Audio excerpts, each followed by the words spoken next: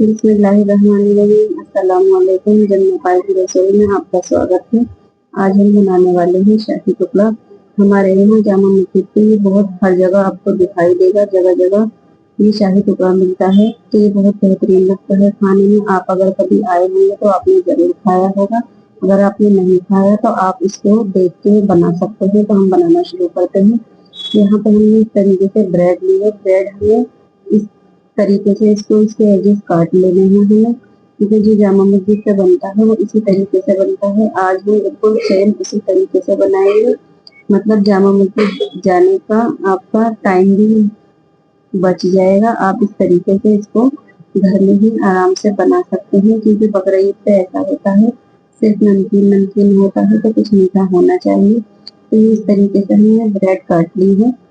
तो यहाँ सारी ही ब्रेड हमने काट ली है। तो यहाँ हम जिस थाली में इसको बनाना है, बस उसी में हम इसको सेट करके उसी हिसाब से हमने ब्रेड काटी है जितनी हमारी थाली में आएगी। यहाँ पे हमने चीनी ली है, ये 200 ग्राम हमने चीनी ली है। और इसमें हम पानी डालेंगे, हम इसकी चाशनी बनाएंगे। ठीक है, शाही टुकड़े में चाशनी ही डाली जाती है, जैसे रसगुल्लों की चाशनी होती है बिल्कुल वैसी ही आपको ये चाशनी बनानी है। तो यहाँ पे हमने 2 कप पानी लिया है, 200 ग्राम चीनी ली है। तो इसको हम उबलने रख देते हैं। यहाँ पे हमने चाशनी उबलने रख दी है। यहाँ हमने देसी घी लिया है। आप अगर चाहें तो डालडा घी में भी इसको बना सकते हैं, क्योंकि ये डालडा घी में भी इतना ही अच्छा बनता है।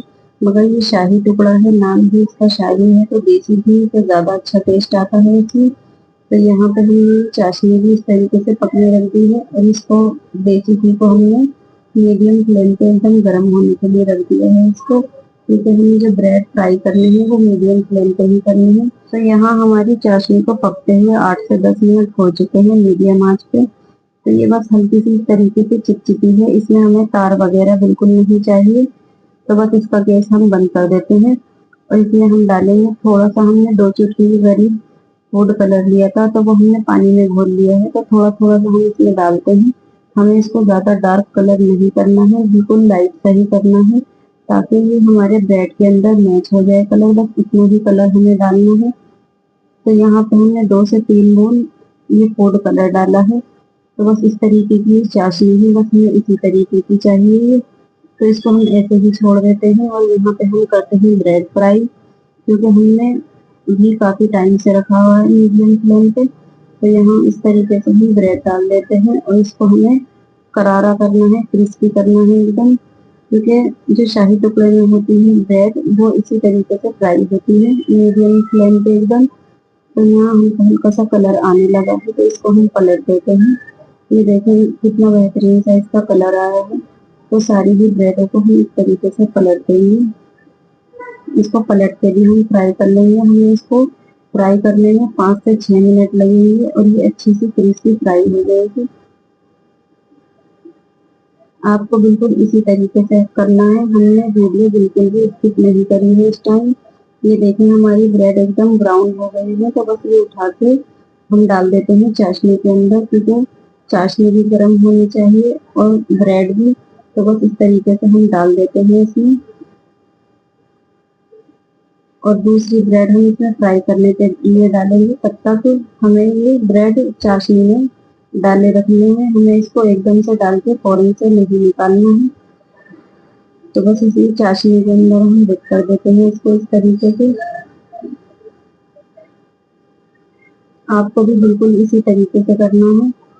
तो चाशनी एकदम ब्रेड के अंदर पहुंच जाएगी अच्छी तरीके से। थोड़ी सी तरीके से हम ऊपर से इसमें चाशनी डाल देते हैं। तो यहाँ पे हम जो बाकी की ब्रेड है वो भी फ्राई कर लेते हैं। इसको भी हम 5 से 6 मिनट के लिए अलट पलट के फ्राई करेंगे। ये भी अच्छी से क्रिस्पी हो जाएगी। आप इसकी जगह डालडा घी भी ले सकते हैं। ये डालडा घी भी इतनी ही अच्छी बनती है। ये देखिए हमारी ये ब्रेड इस तरीके से ब्राउन हो गई है। तो ये वाली ब्रेड हम उसी थाली में निकाल लेते हैं, चाशनी में जो डूबी हुई थी। क्योंकि आपको जिस बर्तन में इसको सेट करना है उसी बर्तन में आप निकालें, तो आपके इससे बर्तन भी खराब नहीं होंगे, और ये उसी बर्तन में आराम से सेट भी हो जाएगी। तो बस ये 3 ब्रेड थी हमारी, तीनों ही हमने निकाल ली है। आपको चाशनी के अंदर ब्रेड इतनी देर के लिए डालनी है तब तक आपका दूसरा बैच फ्राई होता है, बस इतनी देर के लिए, इससे ज़्यादा आपको इसको चाशनी में नहीं छोड़ना है। तो बस इसको हम अलट पलट के इस तरीके से और अच्छी तरीके से फ्राई कर लेते हैं। ये देखो हमारी ब्रेड अच्छे से ब्राउन हो चुकी है, तो इनको भी हम निकाल के चाशनी के अंदर डाल देते हैं। आपको बिल्कुल इसी तरीके से बनाना है तो आपका शाही टुकड़ा ये बहुत बेहतरीन से बनेगा, खाने में बहुत ज़्यादा टेस्टी होता है ये। आप इसको इस तरीके से एक बार ज़रूर ट्राई करें। तो यहाँ जो बाकी की ब्रेड है हम वो भी इस तरीके से और फ्राई कर लेते हैं। तो ये वाली ब्रेड भी हमारी फ्राई हो चुकी है, तो बस ये वाला वेज भी हम इसमें से निकाल लेते हैं चाशनी के अंदर से, वापस से हम प्लेट के अंदर डाल देते हैं। आप इसको जितने बड़े बर्तन में बनाएंगे ये उतना ही ज़्यादा अच्छा बनेगा। इसे फैलाने में बहुत अच्छे से ये सेट हो जाता है, और जो इसकी क्रीम बनाएंगे वो भी बहुत बेहतरीन सी बनाएंगे। आपको चाशनी में एकदम बढ़िया तरीके से इसको डिप करना है। तो यहाँ बस इसकी क्रीम बनने के लिए रखते हैं। यहाँ हमने फुल फैट दूध लिया है, ये आधा लीटर लिया है। तो इसको पहले ही हमने गर्म कर लिया था जब हमने चाशनी बनाने रखी थी, तो इस टाइम में गर्म ही है, मगर इसमें हम और उबाल लगा लेते हैं। ये देखिए इस तरीके से इसमें उबाल आ चुका है, और इसको उबाल आते ही 5 से 6 मिनट हो चुकी है। तो इसी में हम डालते हैं ये 100 ग्राम खोया है, पहले हम आधा डालेंगे, उसके बाद इसको अच्छे से हम मिक्स करेंगे, तब ये खोया इसमें अच्छे से मतलब मेल्ट हो जाएगा। उसके बाद जो बाकी का खोया है हम वो भी डाल देंगे इसमें, क्योंकि कई बार ऐसा होता है खोया दूध को फाड़ देता है। तो आपको ये चेक करना है इस तरीके से, पहले ही आप चख लें खोए को कि आपका खोया खट्टा तो नहीं है। तो बस ये खोया भी अच्छे से मिक्स हो चुका है। इसमें हमने यहाँ पे 3 चम्मच ये अरारोट लिया था, तो ये इस तरीके से हमने पानी में इसको घोल लिया है। तो आपको ये ठंडे पानी में ही, मतलब जो नॉर्मल पानी होता है उसी में ही घोलना है। तो बस ये इसमें हम डाल देते हैं, इसको लगातार हम चलाएंगे, लगातार इसलिए चलाना है, नहीं तो इसमें लम्स पड़ जाएंगे अगर आप लगातार नहीं चलाएंगे तो।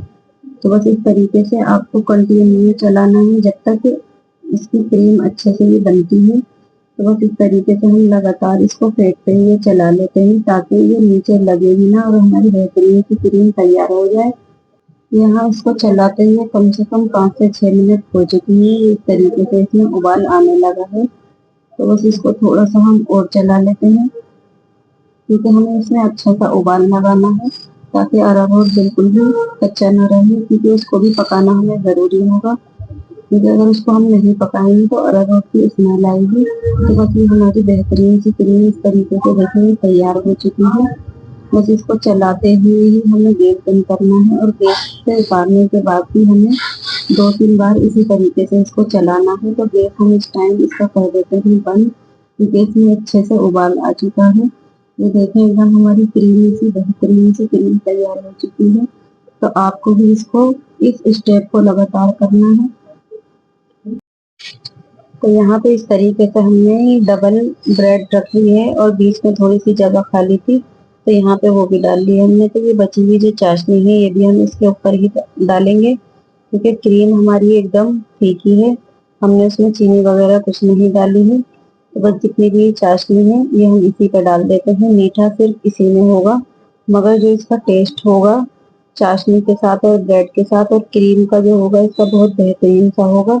तो बस इसको एक बार और अच्छे से मिक्स करते हुए हम इसको इस तरीके से डाल देंगे। आपको इसको गरम गरम ही डालना है। अगर आप ये सोचेंगे कि हमें इसको थोड़ी देर रख के थोड़ा नॉर्मल हो जाए जब डालेंगे, तो ये आपके पैन में ही सेट हो जाएगी। तो इसीलिए हमें इसको गरम गरम ही डालनी है इस पे, ताकि ये ब्रेड भी सॉफ्ट हो जाए और ये क्रीम भी सेट हो जाए एकदम से, क्योंकि इसको ज़्यादा टाइम नहीं लगेगा सेट होने के लिए। तो ये सारी क्रीम इस तरीके से पोंछते हुए हम इसी में डाल देते हैं अच्छी तरीके से, क्योंकि ये जो क्रीम है आपको चम्मच से नहीं फैलानी है, नहीं तो आपकी ब्रेड पे से वापस ये आने लगेगी आपकी चम्मच पे, तो बस आप इसको इस तरीके से डाल सकते हैं। बाकी चम्मच से इसको बिल्कुल ना फैलाएं। अगर आप सोचें कि चम्मच से फैलाएंगे तो ये ब्रेड पे से बिल्कुल उतर जाएगी। तो बस ये इस तरीके से सारी भी हम इसमें पोंछ के डाल देते हैं अच्छी तरीके से। वेस्ट हमें इसमें कुछ भी नहीं करना है।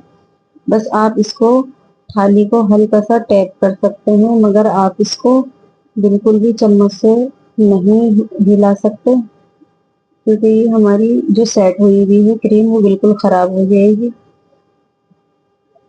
तो यहाँ पे हम इस पे डालते हैं ये टूटी फूटी। ये हमारे पास ग्रीन और रेड कलर में है।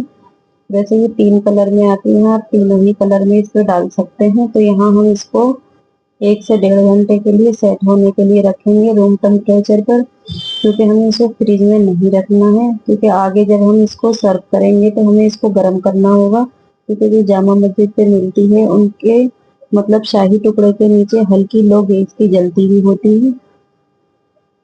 तो यहाँ इसको देखें, हमने 1.5 घंटे के लिए रखा था और इसे हमने ये इस तरीके से चांदी का बर्फ लगा दिया है। देसी घी तो इसमें काफी है ब्रेड के अंदर, मगर इसमें ऊपर से भी देसी घी डाला जाता है, तो इस पर और अच्छी से ये शाइन आ जाती है, ये बेहतरीन सी इसकी चमक हो जाती है। तो बस इसी तरीके से हम सभी जगह ये देसी घी डाल देते हैं। इसको हमने बिल्कुल स्लो फ्लेम पे रख दिया है इस टाइम गैस पे, क्योंकि ये हमें थोड़ा गर्म ही सर्व करना होता है। अगर आप इसको गरम सर्व नहीं करेंगे तो इसमें जो घी होता है वो जम जाता है, चाशनी भी हल्की सी जमने की लगती है। अगर आपको चाशनी ऐसी चाहिए कि वो जमे ना बिल्कुल, तो आप इसमें 2 चुटकी फिटकरी डाल सकते हैं, उससे आपकी ये चाशनी बिल्कुल नहीं जमेगी। हमने इसमें अभी नहीं डाली है, मगर हमारा ये शाही टुकड़ा जब भी बहुत बेहतरीन बनेगा। क्योंकि आप जब रसगुल्ले बनाते हैं, जो इसकी चाशनी बनाते हैं, उसमें भी आप इसको डाल सकते हैं। फिटकरी को 2 से 3 चुटकी, इससे ज्यादा आप बिल्कुल न डालें, क्योंकि इसका स्वाद बिल्कुल खराब हो जाता है, उसका स्वाद बिल्कुल भी अच्छा नहीं होता है। तो आप बिल्कुल कम से कम डालें। तो यहाँ इस तरीके से हम प्लेट में निकाल लेते हैं। ये इसी तरीके से सर्व होता है। इसको इस तरीके से काट के छोटा छोटा कर दिया जाता है। तो आप कभी जामा मस्जिद आए होंगे तो आपने ये जरूर खाया होगा और देखा भी होगा। तो ये बस इसका वही टेस्ट है। आप इसको एक बार इस तरीके से जरूर बना के देखना। तो बस इस तरीके से काटते हुए हम इसको सर्व कर लेते हैं इस तरीके से। तो ये देखिए कितना बेहतरीन सा हमारा शाही टुकड़ा बना है। तो इसको हम गैस से उतार लेते हैं। तो यहाँ देखें, इस तरीके से हम इसको प्लेट में निकाल लेते हैं और यहाँ से थोड़ा साइडों से भी हम ले लेते हैं इस तरीके से, क्योंकि जो जामा मस्जिद पे होता है वो बिल्कुल छोटा छोटा चम्मच से बिल्कुल बारीक बारीक क्रीम के साथ ही सर्व करते हैं इस तरीके से। तो बस आपको इसी तरीके से इसको बनाना है। अगर आपको हमारी ये रेसिपी अच्छी लगे तो आप हमें लाइक करना, शेयर करना, सब्सक्राइब जरूर करना, हमारी हौसला अफजाई करना। हम फिर मिलते हैं किसी नई वीडियो के साथ। तब तक के लिए अल्लाह हाफिज।